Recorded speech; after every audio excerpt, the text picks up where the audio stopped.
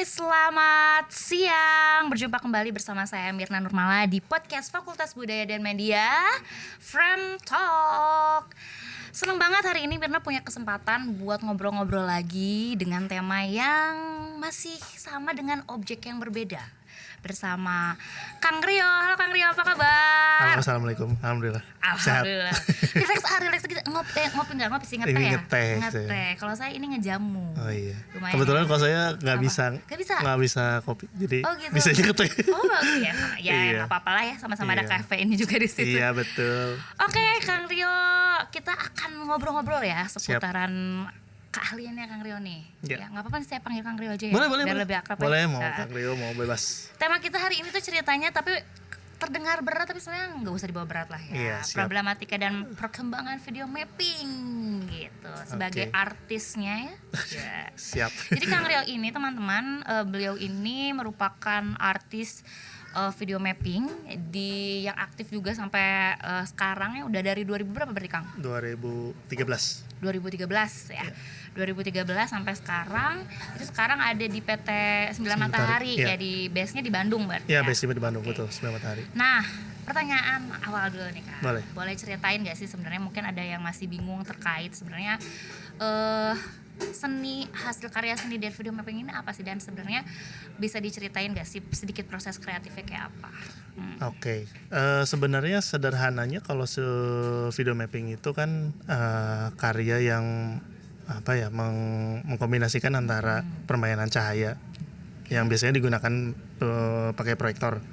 Jadi dari pencahayaan yang menggunakan proyektor yang kita menghasilkan visual yang sesuai sama kita inginkan, dengan objeknya itu bisa berbagai macam. Nah, bidang tembak yang kita proyeksikan itu namanya fasad.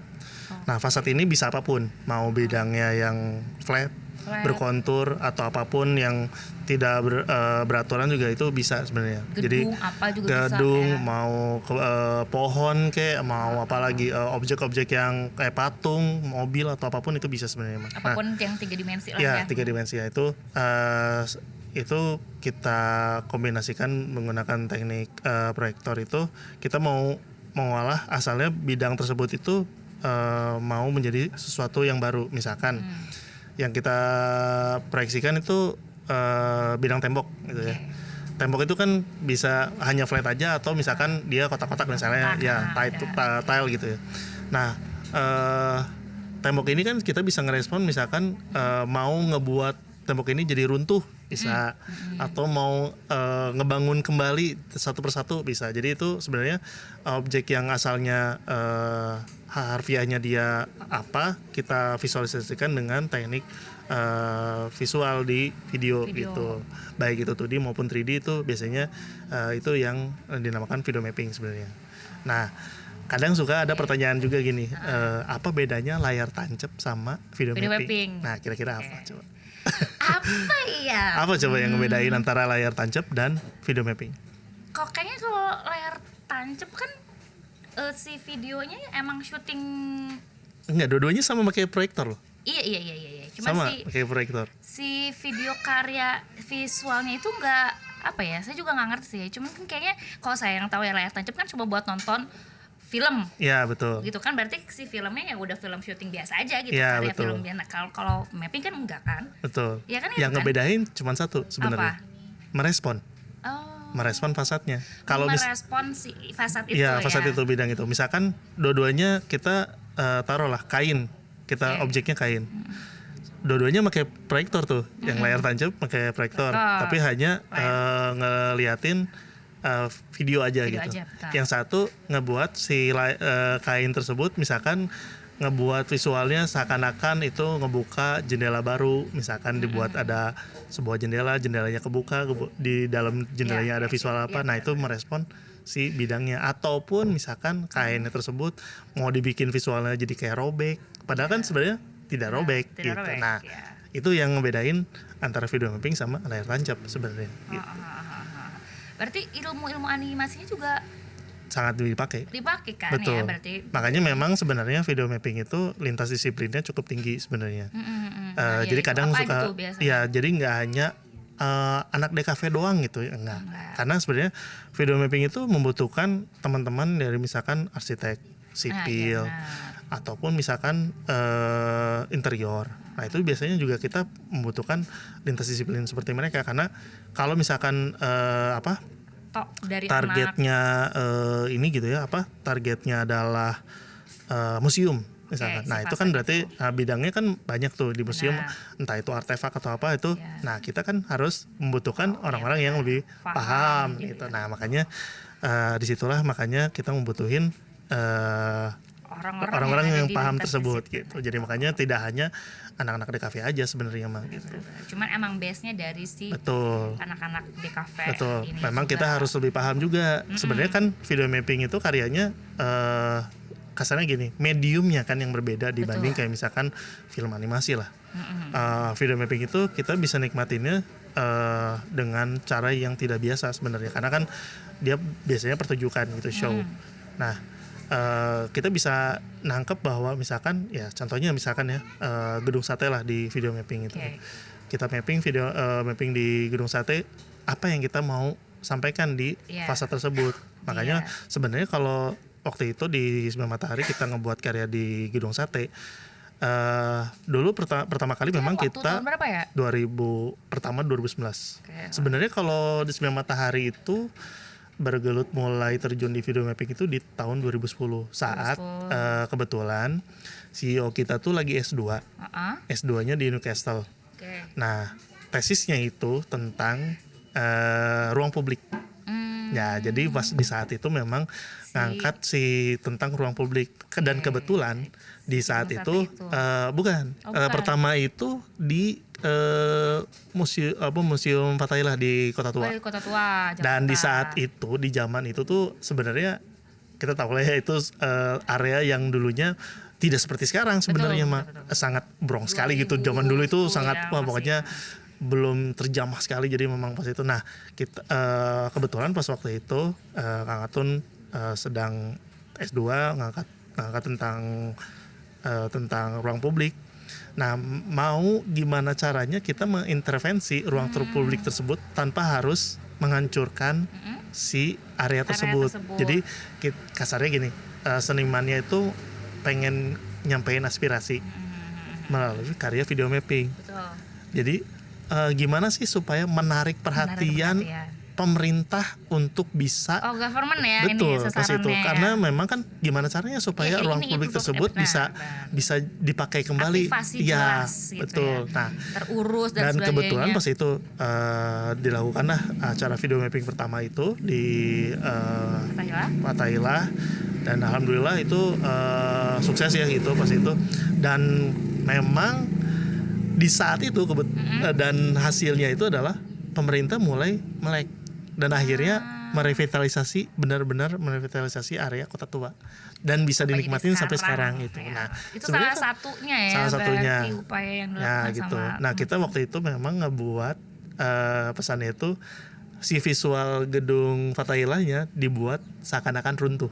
Jadi bagaimana kita meruntuhkan gedung Fathahillah di Jakarta. Dan itu biar lumayan ya mengangkat akhirnya. Karena kan memang sebenarnya kan isu meruntuhkan kan udah dekat banget dengan revitalisasi ya. Jadi gimana bangunan-bangunan tua diruntuhkan dijadikan mall. Nah, itu kan sebenarnya itu yang pengen disampaikan. Nah, di berikutnya waktu itu di 2011 kita ngangkat di gedung sate. Nah, kita ngebuat gedung sate dibakar. Kenapa harus gedung sate yang dibakar? Karena sangat erat dengan Bandung Lautan Api. Jadi kenapa makanya Fathahillah harus dirubuhkan, gedung sate dibakar, nggak kebalik.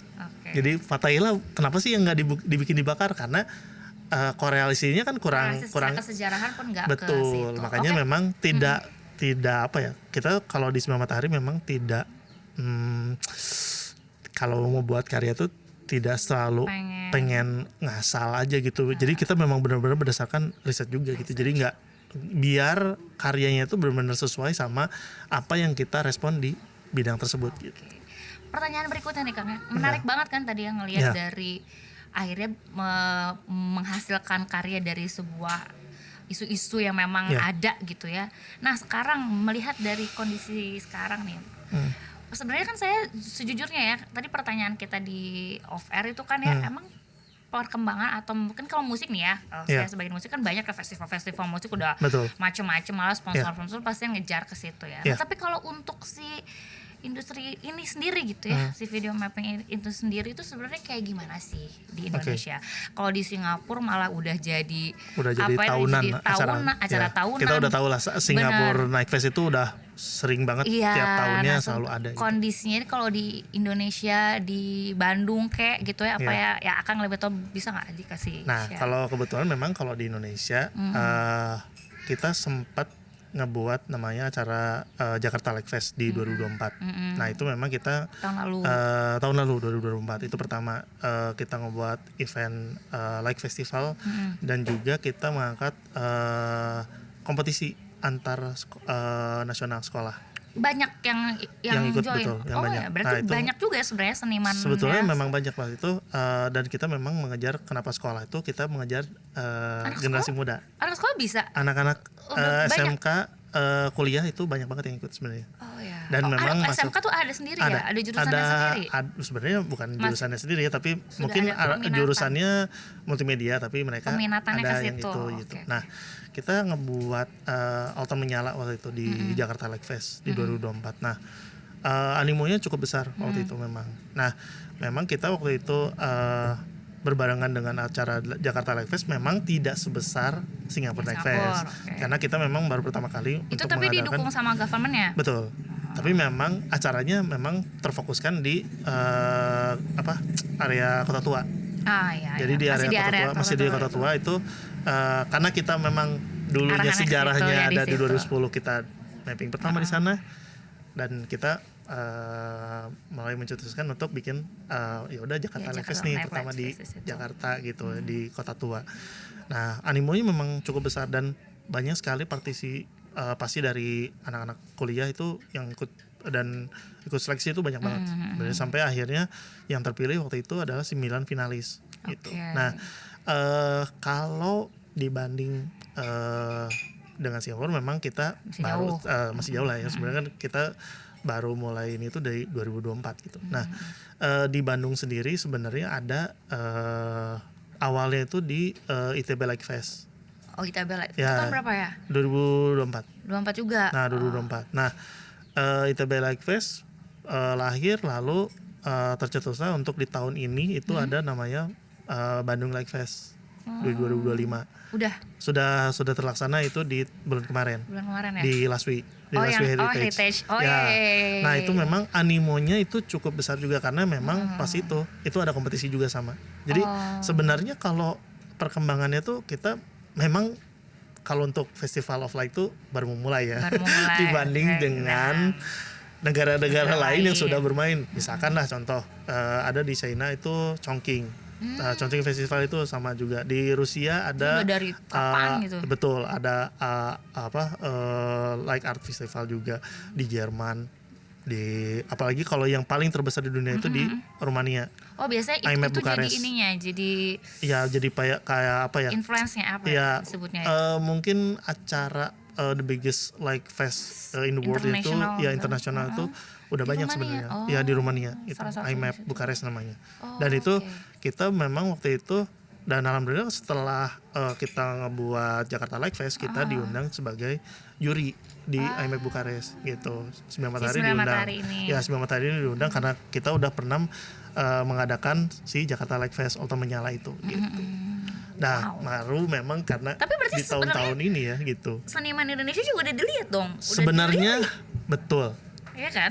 Kalau dibanding dari tahun 2010, mungkin pemainnya baru 1-2. Kalau sekarang tuh udah banyak banget sebenarnya. Baik di Bandung, di Jakarta, Jogja apalagi banyak banget, di Semarang, Malang, di Surabaya udah banyak sebenarnya pemain-pemain video mapping tuh di Indonesia. Sebenarnya sekarang tuh udah sangat berkembang banget. Makanya kenapa kita pengen ngebuat nih si event, Event festival rutin. of Light lagi gitu. Yang Nah memang. ini memang kita lah masih menggodok sih untuk di tahun depan kita persiapkan. Tapi kalau kemarin yang Jakarta Light Fest itu skalanya nasional. Nasional. Betul. Nasional. Nasional. Kalau yang Bandung Lights itu udah internasional. Oh yang kemarin Yang Bandung 2025 yang di 2025 itu udah internasional karena waktu itu kita ngundang Singapura, Malaysia, sebagai Rusia, artisnya untuk artisnya, bikin ya, Thailand, Oh gitu. Vietnam, itu udah banyak banget. Itu yang di ikut. yang di Bandung itu terakhir itu didukung sama government juga. Atau Eh, independen? Sebetulnya apa-apa independen, tapi dibantu sedikit lah. Nggak, mungkin kalau misalkan dibanding dengan waktu kita di Jakarta Light Fest, memang besarnya di Jakarta Light Fest. Kalau di Bandung memang waktu itu skalanya masih belum sebesar di Jakarta Light Fest. Tapi memang internasional betul. cakupannya. Karena waktu itu memang kita udah langsung linknya itu pertama udah langsung sama asosiasi ASEAN artis video mapping juga di se-ASEAN gitu. Permasalahan ini yang paling nih kelihatannya nih kan agak lambat nih ya. Saya agak lambat mungkin ya. Kan ngebayangnya udah pasti high budget gak sih ya karya seni ini tuh Karya ya seni luar ini, biasa betul. ini ya. Yeah. Nah selain itu ada lagi nggak? Mungkin kalau pandangan saya sebenarnya support dari pemerintah tuh memang masih belum melek banget terhadap industri ini dan juga karya ini. Tapi memang walaupun sebenarnya di beberapa event-event government itu udah banyak menggunakan teknik video mapping sebenarnya, baik itu di museum ataupun di event-event skala kota gitu ya di Jakarta, apalagi kayak misalkan kita ngegarap di video mapping di Monas, terus di Fatahillah itu kan sudah menggunakan projection mapping gitu ya. Sebenarnya udah melek, cuman memang kalau dibanding sama negara lain itu terutama nggak usah jauh-jauh lah, Singapura itu udah ngasih untuk dari dana ke artis untuk membuat acara seperti ini tuh gede banget. Karena memang kan acara ini tuh nge-guide untuk Wisatawan sebenarnya ya, gitu. sebetulnya Jadi ya. makanya jor-jorannya lebih gede. Ya, cuman karena memang ya kita tahu lah ya berbenturan pasti nanti sama cost dan lain sebagainya. Betul, sih ya. dan sebagainya memang berpengaruh di sini gitu. Tapi kan sesuai ya sebenarnya sama kepuasan dan income Betul harusnya sekali. ya gitu ya. Dan ya bertahap lah ya, bismillah betul, aja lah. Bismillah aja sih ya. Kita berharap memang dari pemerintah bisa nge-support benar-benar terhadap si karya ini gitu, sebenarnya karya video mapping ini gitu. Oke, sebenarnya masih banyak banget yang pengen dibahas nih. Kayak belum puas sih sebenarnya sih saya. Kayaknya masih mandek gitu ya. Tapi karena berhubung waktu juga ya Kang ya gitu ya. Nanti setelah ini mungkin kita bisa lebih mendalam lagi. Yang jelas saya sih ngelihatnya ada titik terang lah dengan pergerakannya Kang Rio sama teman-teman di 9 Matahari khususnya ini yang mau mulai mencetuskan festival-festival ya, mau menggagas lagi itu. Kemarin juga saya lihat ya kemarin yang Dongeng Klana itu juga betul. Ya itu juga kan kalau mau dibilang kan sebenarnya karya yang sangat unik sebenarnya. Yang sangat unik sekali ya. Karena kan kita menggabungkan antara video mapping, lighting dan juga kita intervensi alam, lalu juga dengan orkestra. Nah itu yang makanya kita sekalian bikin yang ini aja yang unik. Kita gas ya, ayolah aku juga pengen nanti itu bener dah, sebenarnya serius saya main ya. Kamu makasih banget ya hari ini sudah mau ngobrol-ngobrol bareng, sharing sama kita. Mudah-mudahan ini juga bisa jadi insight yang sangat luar biasa. Saya yakin ini jadi insight yang luar biasa ya untuk khususnya buat anak-anak di ISBI gitu. Betul. Ya di